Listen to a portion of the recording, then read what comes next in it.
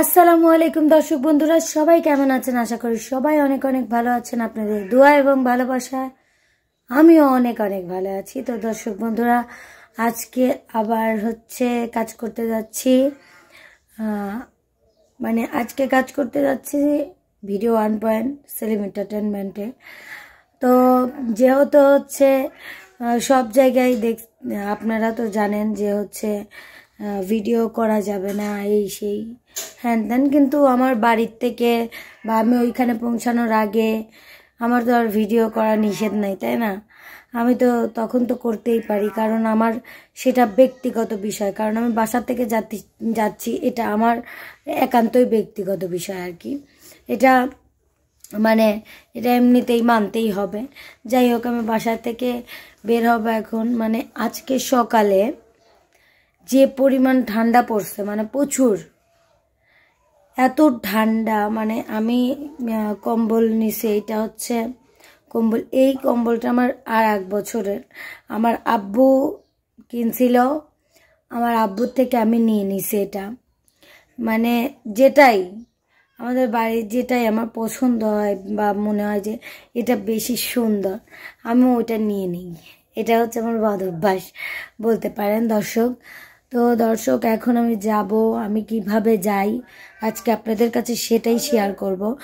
Shooting স্পটে আমরা কিভাবে যাই, কয়টা গাড়িতে যেতে হয়, আর কতক্ষণ লেট করতে হয় গাড়ির জন্য, সব কিছুই আপনাদের দেখাবো।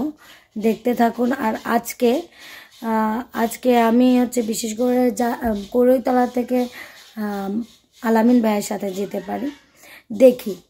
দেখি কি হয়। তারপরে আপনাদের তো দেখাবই। আপনারা তো আপনারা তো দেখবেনই, দেখলেই বুঝবেন যে কিরকম করে যাই, কত দূর, কত টাইম লাগে আমাদের যেতে। অবশ্যই আপনারা দেখলেই বুঝবেন দর্শক। আসলে রাস্তাঘাটে গান শোনানোর টাইম আমি পাবো না, তো তার জন্য আমি এখনই আপনাদের গান শোনাতে পারি। জীবন মানেই তো যন্ত্রণা, বেঁচে থাকতে বোধহয় শেষ হবে না। একটি জীবন করে অন্যটির আশা, এরই নাম দিয়েছে মানুষ প্রেম ভালোবাসা। মনের আশা মনেই রইল, পূর্ণ হলো না। জীবন মানেই তো যন্ত্রণা, বেঁচে থাকতে বোধহয় শেষ হবে না।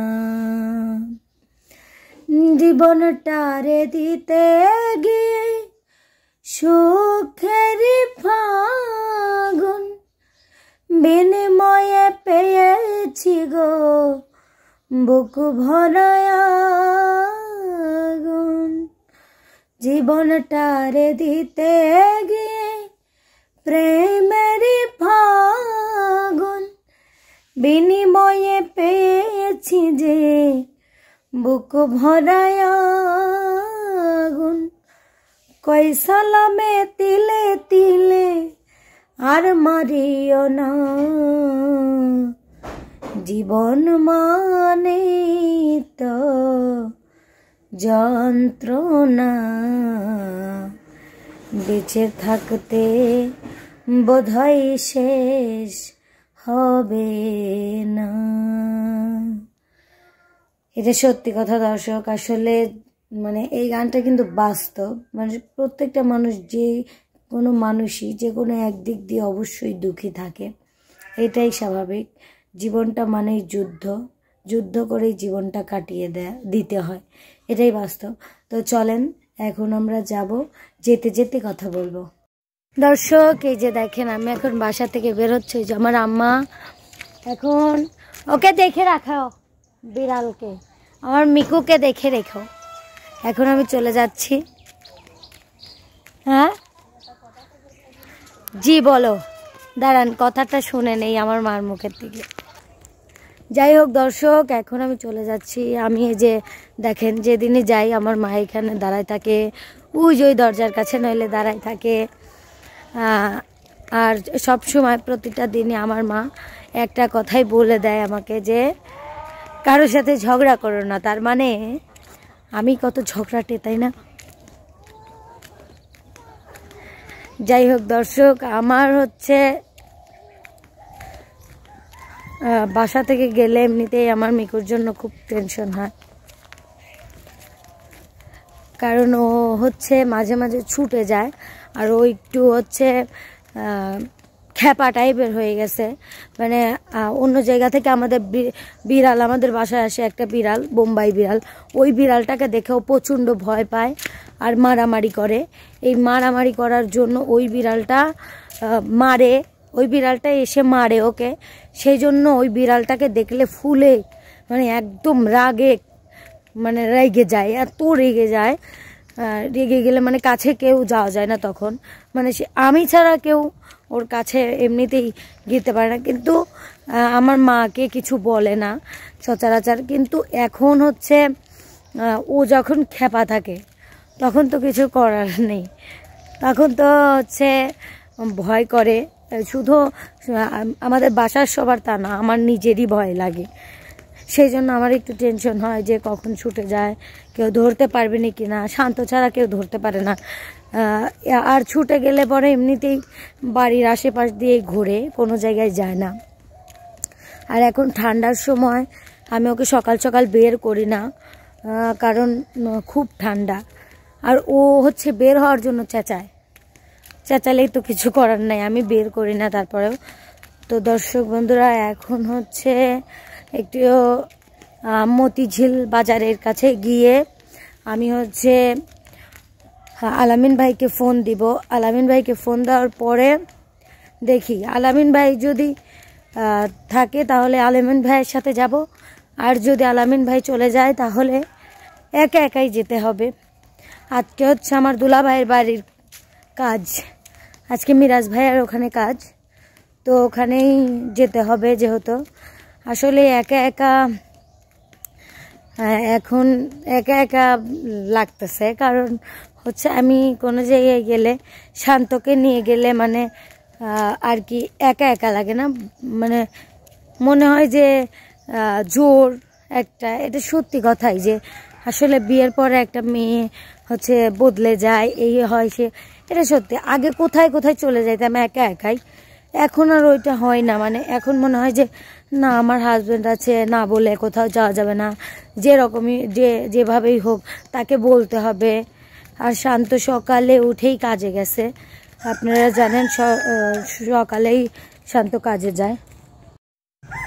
তো শান্ত হচ্ছে কাজের থেকে আসে হচ্ছে 3টার সময়, আর আমি কাজে থেকে আসবো হচ্ছে 5:30টার সময়।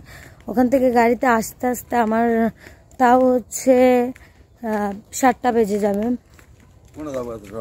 প্রোগ্রামে আমার কাকা হয়, যে বড় আব্বা, আসলে উনি খুব গানের উনি জানে আমি গান গাই। আসলে সবাই জানে এদিকার যে আমি গান গাই। তারপরেও কিছু মানুষ তারপরেও সমালোচনা করতে বাধে না তাদের, কারণ কিসের জন্য? তারা ভিডিও দেখে, সব কিছু দেখে, জানে যে আমি গান গাই। তারপরেও মানে যখন খারাপ মন্তব্য করে তখন খুব খারাপ লাগে যে মানুষ এমন কেন, মানে আমি বুঝি না যে মানুষ কেন এমন। যাই হোক দর্শক, এখন আমি আলামিন ভাইকে ফোন দিতে হবে। আপনারা দেখতে থাকুন, আমি দেখানোর চেষ্টা করব কিভাবে যাই। দেখেন দর্শক, এই দেখেন আমাদের মতিঝিল বাজারে গাড়ি নেই।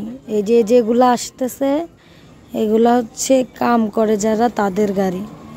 দেখেন একটা গাড়িও নাই, চারপাশে দেখেন একটা গাড়ি নাই, কুয়াশায় ভরা। মানে এটা গ্রাম এলাকা, এটা মানে দেখেন, আপনারা নিজেরাই দেখেন দর্শক যে কত কষ্ট করে আমাদের যেতে হয়।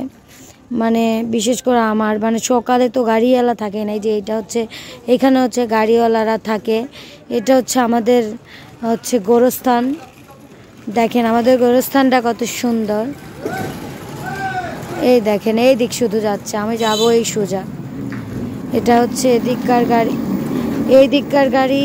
এখন আমি যাব হচ্ছে এই দিকে, মানে এই দিকের কোনো গাড়িই নেই। দেখেন দূর দূর শুধু গাড়ি নাই, মানে যে গাড়ি আছে মানে ওগুলা গাড়ি যায় না, নইলে এখান থেকে এই যে দেখেন এই গাড়ি এখন যায় কিনা জিজ্ঞেস করতাম।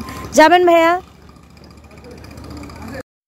দর্শক বন্ধুরা, আমি হচ্ছে চলে এসেছি। এখন হচ্ছে এসে আমার হচ্ছে বোনের শাড়ি পরলাম, পরার পরে এখন শুটিং শুরু হবে। এখন আর বেশি কথা বলতে পারবো না, এখন চলে যেতে হবে। দেখেন এখানে এসে শাড়িটা পরলাম, শাড়িটা পরে কেমন লাগতেছে অবশ্যই জানাবেন।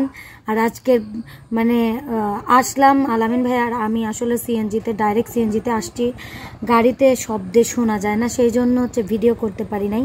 আমরা চলে এসেছি, এখন কাজ শুরু করব।